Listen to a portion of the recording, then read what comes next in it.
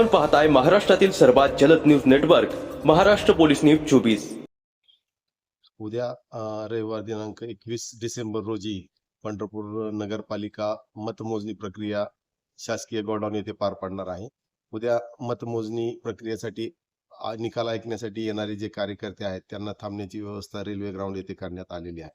तर रेल्वे ग्राउंडवरती sound system देखील तिथं उपलब्ध करून ठेवण्यात आलेली आहे। आपल्या सर्वांकडनं उद्याच्या निकालाच्या अनुषंगाने शांततेची अपेक्षा आहे। तसेच निवडणूक निकालानंतर कुठल्याही मिरवणुकीला परवानगी देण्यात आलेली नाही। तसेच जे कोणी मोटरसायकलच्या वाहनाच्या पुंगळ्या काढतील किंवा गैर पद्धतीचं वर्तन करतील त्यांच्यावरती पोलीस विभागामार्फत योग्य ती कायदेशीर कारवाई करण्यात येणार आहे। कृपया याची नोंद घ्या। धन्यवाद। महाराष्ट्र पोलीस न्यूज 24 साठी पंढरपूर प्रतिनिधी इम्रान तांबोळी।